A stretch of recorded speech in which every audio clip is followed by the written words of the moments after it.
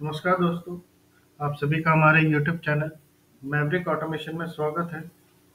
Last videos में हमने check किया था कि किस तरीके से हम इंटेच में हॉरिजॉन्टल एंड वर्टिकल को मिक्स करके कोई भी ऑब्जेक्ट को या एनिमेशन को हम मूव कर सकते हैं।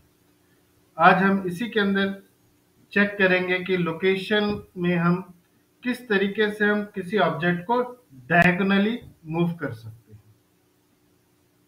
तो आइए वीडियो को स्टार्ट करते हैं।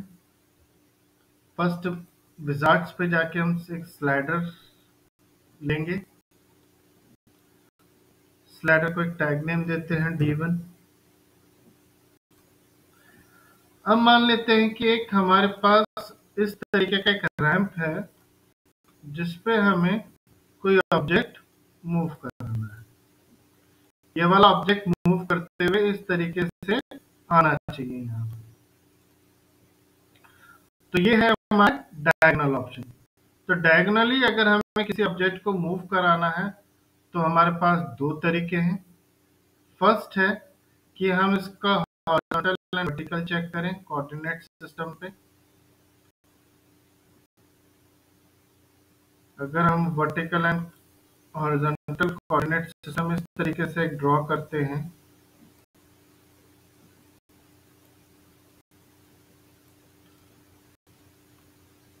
Duplicate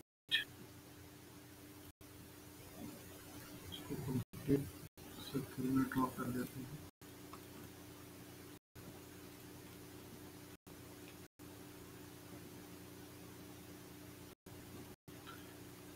one more duplicate. तो अगर हम टोटल कवर अप करते हैं हॉरिजॉन्टल डिस्टेंस के लिए, इस पे क्लिक करेंगे तो कोऑर्डिनेट पॉइंट है हमारे पास 320 एक्स कोऑर्डिनेट पॉइंट एंड यहाँ पे है 880। तो 880 माइनस 320 तो टोटल डिस्टेंस हमारे पास 560 आ जाता है।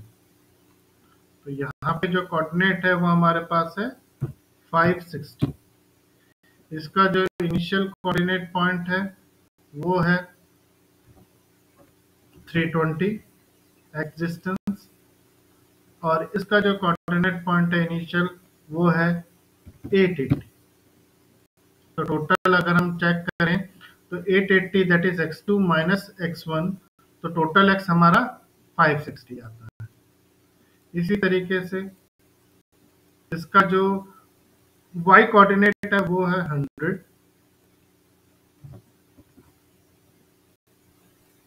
इसका जो y कोऑर्डिनेट है वो है 360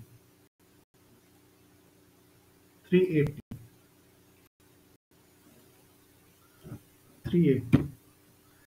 तो टोटल डिस्टेंस जो है y कोऑर्डिनेट वो हो जाएगा हमारा 280 that is y2 minus y। तो ये हमारे पास फाइनल रिजल्ट है 560 एंड 280। और अगर हमें कभी भी डायगनली मूव करना होता है तो जो डायगनल है उसका स्लोप जो है इक्वल टू 1 होना चाहिए। दैट मीन जितना हम x डायरेक्शन में मूव करेंगे उतना ही हमें y डायरेक्शन पे मूव करना है। तो इसके लिए हम क्या करेंगे, इस ऑब्जेक्ट को हम सेलेक्ट करते हैं हॉरिजॉन्टल,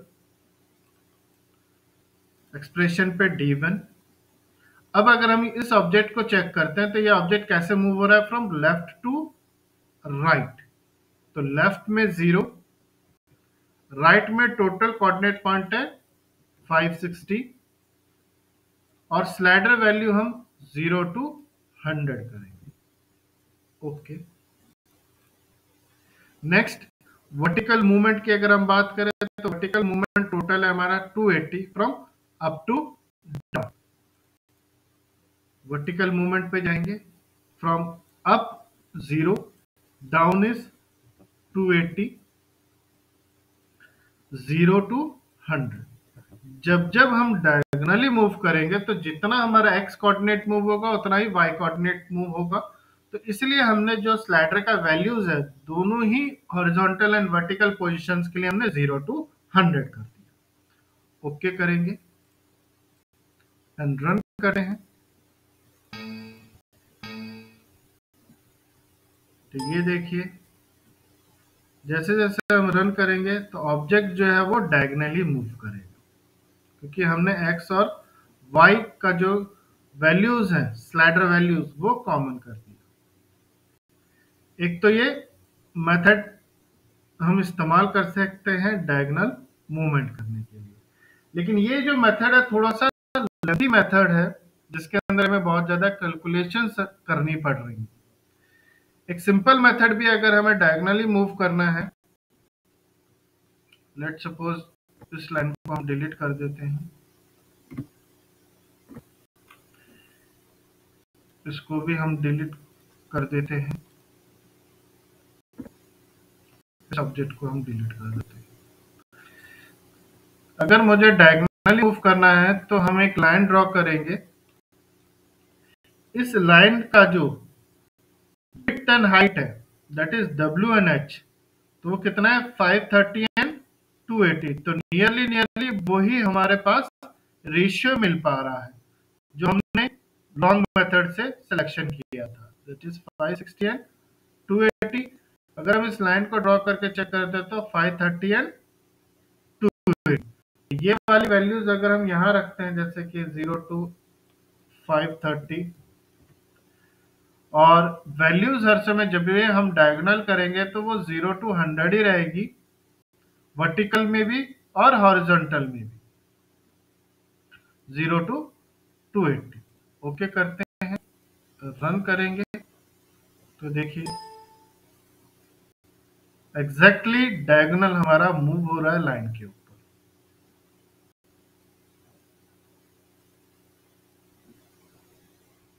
तो इस तरीके से हम डायगोनली परफॉर्म कर सकते हैं। लेट्स सपोज कि कोई ऑब्जेक्ट है, वो हमें डाउन टू अप लेके जाना है। मान लेते हैं डाउन टू अप जाना चाहिए था, तो अब हम क्या करेंगे, यहाँ पे फर्स्ट हम वर्टिकल मूवमेंट करेंगे, क्योंकि पहले डाउन से अप जा रहा है। तो डाउन में from 0 to 280 distance and from 0 to 100।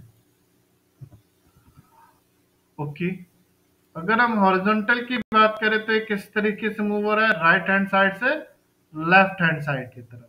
तो राइट हैंड साइड 0 हो जाएगा, लेफ्ट में 530 फ्रॉम 0 टू 100। ओके करते हैं, रन करेंगे, ये देखिए, तो हम बॉटम टू अप भी आ सकते हैं डायगोनल। तो ये हमारे कोऑर्डिनेट पॉइंट्स पे होगा कि किस वैल्यू को हमें किस साइड रखना है। लेट्स सपोज कि अभी जो ये ऑब्जेक्ट है हमारा, इस तरीके से मूव होना चाहिए, फ्रॉम अप टू डाउन की तरफ ये आना चाहिए। तो अगर हम यहाँ पे कोऑर्डिनेट चेक करें एक्स डायरेक्शन में, तो एक्स डायरेक्शन में ये मूव करेगा from right to left hand side, and vertical में from up to downward side. तो इसके कोऑर्डिनेट चेक करते हैं लाइन पे क्लिक करके, तो इसका है 530 एंड 340। 530 हॉरिजॉन्टल है एंड 340 हमारा वर्टिकल डिस्टेंस है। तो डबल क्लिक करते हैं फर्स्ट हॉरिजॉन्टल पे, फ्रॉम राइट से लेफ्ट जा रहा है 0 टू 530, 0 टू 100,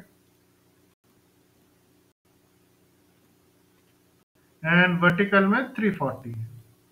तो वर्टिकल में अप से डाउन जाएगा, तो अप पे 0, डाउन में 340, फ्रॉम 0 टू 100। ओके करेंगे एंड रन करते हैं। तो इनिशियल पोजीशन टॉप पे है, जैसे जैसे हम मूव करेंगे वो डायगोनली बॉटम साइड में आ जाएगा एग्जैक्ट पोजीशन। तो अगर हमें कहीं पे भी रैंप का या डायगोनल अगर किसी ऑब्जेक्ट को मूव करना है, कन्वेयर बेल्ट पे अगर हमें किसी को शो करना है मूवमेंट डायगोनली होते हुए, देन हम वहां पे इस तरीके से प्रॉपर्टी का इस्तेमाल कर सकते हैं और लोकेशन में हॉरिजॉन्टल एंड वर्टिकल का कॉम्बिनेशन बना के हम डायगोनली मूव कर सकते हैं।